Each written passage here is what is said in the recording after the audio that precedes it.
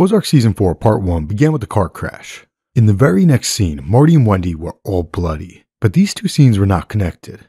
At the end of Season 3, Marty, Wendy, and Helen had gone down to Mexico, and Helen was killed. This scene here is the aftermath of that, so the car crash scene was not related to this. The kids never went to Mexico. The car crash scene is actually a flash forward that has not yet happened in the show timeline. That scene will take place in Ozark Season 4 Part 2. Today, we're going to break down Part 1 in advance of Part 2.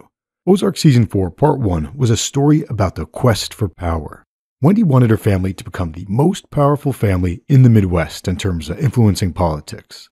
Jim told her that in order to do that, she needed to get 5 key players from 5 states to join the board of the Byrd Family Foundation.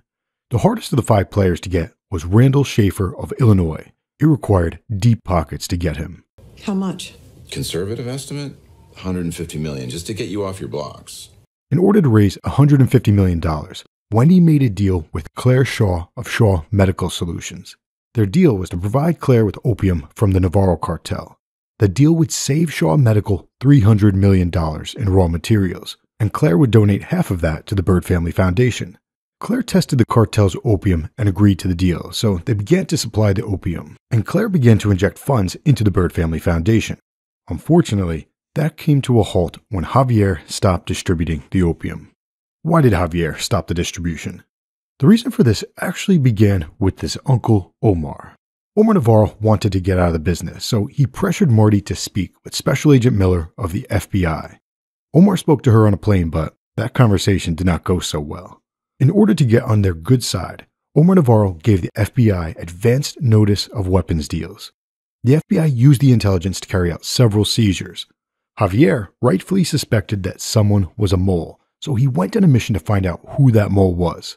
First, he met with one of his men who was imprisoned. That guy did not remember anything useful, but his lawyer got the body cam footage as part of the trial's discovery process, and Javier saw Maya on the body cam footage. So Javier called Marty and told him that he was unilaterally stopping all Navarro shipments of opium until they found out who the mole was.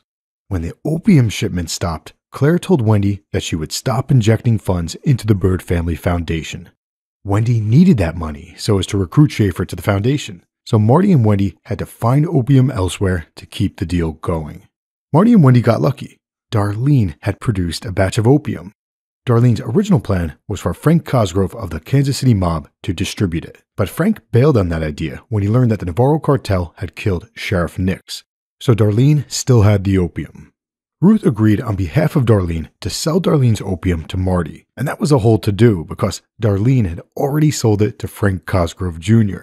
So Ruth and the Byrds had to buy it back from Frank and his 2 business associates. Long story short, Marty and Wendy bought Darlene's opium and sold that to Claire Shaw. So Claire Shaw continued to finance the Byrd Family Foundation, and that allowed Wendy to keep pursuing Randall Schafer. Wendy met with Schafer, and he asked her to do him a favor. He asked her to look into some wire fraud so that he could be assured that his son was not a suspect. Marty asked Maya for help, and Maya gave him the files. So Schafer was happy, and he agreed to join the board of the Byrd Family Foundation. Step 1 was complete. The second step was for Marty to secure an immunity deal for Omar Navarro, but Javier made that difficult. Javier decided to blow up one of the trucks in hopes of killing some feds, and it almost worked. He nearly killed 4 feds. So that made things difficult for Omar. Marty told the feds that Omar had nothing to do with the explosion, and in order to prove it, Marty got Javier to admit guilt while the feds secretly listened in. Afterwards, they finally agreed to meet with Omar, but the FBI leadership didn't actually want to take Omar down since someone else would simply fill the void. Instead, the FBI offered him a deal if he worked for them for 5 years. Their goal was to collect a lot of money and personal clout over the next 5 years, so the deal was done. But Special Agent Maya Miller ruined it. Why and how did Maya ruin the deal? In short, Maya has integrity. As an example, at the end of Season 3, Special Agent Trevor Evans turned in Helen's confession even though he knew that it was fake. As a result, Maya reported him for that. For the same reason, Maya did not agree with the Bureau's deal with Omar.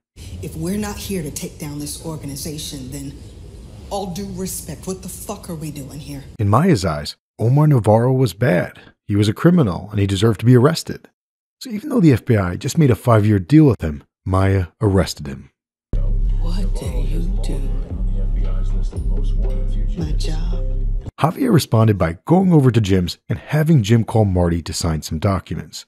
When Marty got there, Javier took him as a hostage. Meanwhile, Wendy finally convinced Omar to sacrifice his nephew Javier. After all, she had sacrificed her brother, so why couldn't he do something similar?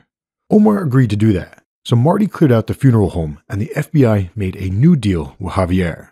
Javier agreed to work for them for 10 years, after which he would be granted immunity if and only if no one outside their agreement learned about it. Marty and Wendy gave the good news to Omar, and two very important things happened in this scene. First off, Omar told them that they didn't have to hide their kids in a tomb with a shotgun because he doesn't kill kids. That goes to show how powerful and well-connected Omar is. Even though he was behind bars, he knew where their children were hiding. The second major takeaway from that scene was that Omar told Wendy that he was disappointed in her. That confused me until I chatted with Phil the Issues guy on a stream with the link above. One of Omar's enemies almost killed his child during his baptism. Because of that, or possibly just because of who Omar is, Omar would never kill children. So when Omar found out that Marty and Wendy tried to hide their kids in the tomb, that offended him. And the reason that he said he was especially disappointed with Wendy was because Omar had fallen in love with Wendy. So long story short, Wendy broke Omar's heart. Speaking of romance, Wyatt and Darlene became a thing despite the fact that she could have been his grandmother. Their relationship hit a rough patch after she spontaneously killed Ruth's driver. Then, Darlene killed Frank Cosgrove. At that point, Wyatt had had enough, so he practiced a breakup speech with his brother 3. Unfortunately, Wendy had called social services and suggested that Darlene was not a suitable parent since she was recovering from a heart attack. Since Wyatt had grown attached to Zeke, he did not want Zeke getting put into a foster home. So while the FBI made a deal with Javier, Wyatt and Darlene made a deal of their own, a lifelong agreement of marriage. Unfortunately, their marriage would not last very long. At the very beginning of Ozark Season 4, Part 1, Darlene went against the Navarro cartel's orders by growing poppies again. The Navarro cartel was not down with that. In fact, the very first time that we ever heard Javier speak, he asked Marty and Wendy what they were going to do about Darlene, and they did nothing. In fact, they actually bought her opium and sold it to Claire when Javier had put a hold on the distribution of his own opium. Javier found out about this from Claire, and it did not sit well with him. As a reminder, the very first time that we ever heard Javier speak, he asked Marty and Wendy what they were going to do about Darlene, and in poetic fashion, the last thing that he did this season was kill her.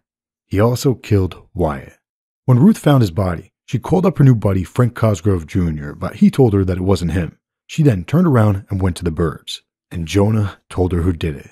So the mid-season finale ended with Ruth driving off with tears in her eyes. She screamed, and presumably, she only saw one color: red. But that was not the last scene chronologically. In the very first scene, Marty crashed the van with his entire family inside of it. That scene was a flash forward, but it begs the question, when does that scene occur? And even more importantly, what happens between the Ruth scene and the car crash?